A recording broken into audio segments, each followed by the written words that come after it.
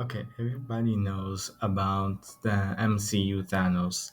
He's one of the few villains who actually succeeded in their goals. And in his case, it was collecting all of the Infinity Stones and erasing half of the universe's population. He was also strong enough to take on the whole of the Avengers and defeat them all. I mean, it quite literally took time travel to squash this guy's plans. And that's cool and all, but I mean, that's nothing compared to his comic book counterpart. I mean, like, there's plenty of ways to go about starting this off, but um, I think it's important to start from the very beginning, from his birth. And I know it might be a kind of a weird way to start this video off, but it'll make sense shortly. I mean, trust, okay? Basically, when Thanos was born, he was born with like this mutation that made him look the way he does. I mean, like the rest of his people, in comparison, they looked not too different from regular humans. His own younger brother, Star Fox, looks nothing like him. And when Thanos was born, you see, like his mom, yeah, she tried to like make him too after like just looking into his eyes. His name wasn't originally even going to be Thanos, but as soon as she saw what he looked like, yeah, she immediately just decided to name him after the god of death, Thanatos. And surprisingly, Thanos was a fairly peaceful kid in his early life. And Death just kind of came into the picture to ruin everything, just change everything from there. And next thing you know, yeah, Thanos he just went on to like murk his classmates and like over 10 other people before he was even fully developed. And when his mom tried to call him out on it, um, she got murked too, all while he was a kid. Fun times. So yeah, like after that fiasco, like Thanos he would decide to leave his home planet Titan. And there were times he would try to shoot a shot with Mr. Death and all, but he was turned down every time. And the thing is, it's not like he couldn't pull either. How should I say this? You see, like for a while, Thanos he kind of worked on a pirate ship, and like he had several partners throughout the years on like several different planets. And like, unfortunately, I'm not gonna lie, he basically did win worst dad of the century award, since each of these women gave him kids he just kinda abandoned. He was too concerned with trying to feel something, like feel the void in his heart or whatever that means. I mean, like, he would also just go back to his home planet eventually after overthrowing his captain. And he would also try to court Mistress Death again. For the longest, this dude, he kind of just took a break from making people, with the exception of his former captain.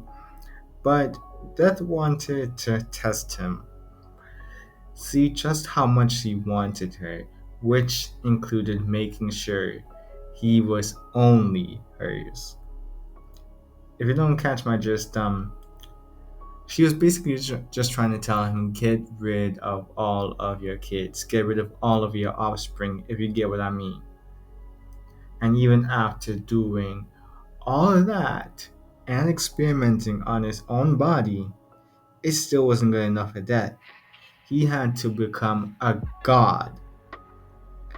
For the longest, Thanos didn't know who Death really was, and when she finally decided to reveal her true nature, any sense of sanity he still had was thrown out the window, and instead, there was a man who only desired the love and embrace of the literal death, and he was willing to burn down his own home to get that. So yeah, Thanos and his crew, they would just go on to ravage the entirety of Titan and its inhabitants, besides, well, his dad, just to make the man suffer. The dude was already neglectful throughout Thanos' childhood, so I mean, oh well. Even when he finally did get that kiss from Death, the Mad Titan, yeah, he wasn't satisfied, so he decided to go further beyond.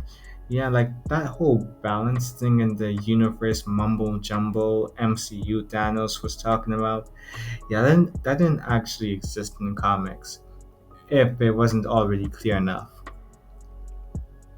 See, Thanos, he managed to garner a large amount of power in various ways throughout the years. It started with him gathering a bunch of battleships, creating an army for himself, but he would then go on to get his hands on like the cosmic cube or whatever. And it was essentially like a reality altering device he would use to take over the universe.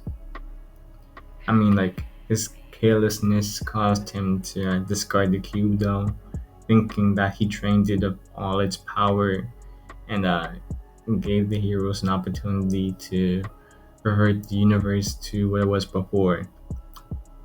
And, like, if you were to ask this question, like, did he fumble? I mean, like, yeah, absolutely.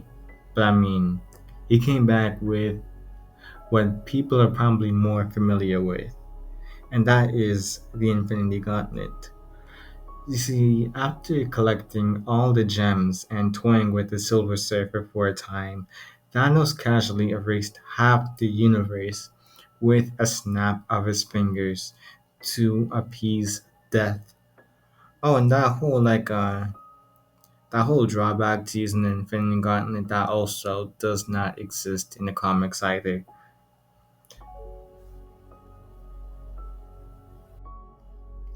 Even when all of Earth's mightiest heroes assembled and had heavy hitter cosmic beings like literal Galactus on their side, there was still no match for the Mad Titan. The only reason he lost was because he forgot about Nebula, who managed to sneak him and wrestle the gauntlet out of his hand. There's some mention of like the purple guy having some sort of self doubt and anxiety or whatever, despite his omnipotence, which Adam Warlock managed to recognize when he was next to wield the gauntlet. But that was probably just an excuse by the writers to keep Thanos alive and justify him not winning in the end, in my opinion. From there, he's been put in multiple storylines, but one I would like to especially mention is his interaction with his older self.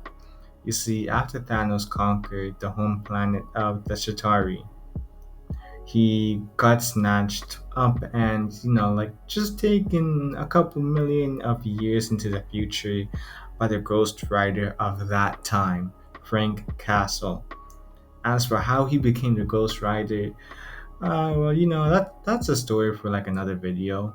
All you really need to know is that Thanos was brought to the future at the request of the writer's master, King Thanos. That's right, an older version of Thanos by millions of years that conquered the universe.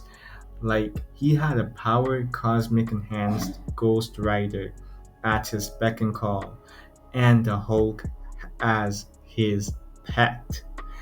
And the main reason he brought his younger self to the future was to end his life so old man Thanos could finally be with death. I mean, yeah, the two squared up against Silver Surfer, who spent like a millennia becoming worthy of Mjolnir and becoming known as the Fallen One, but I mean, like, that's just minor details to be honest.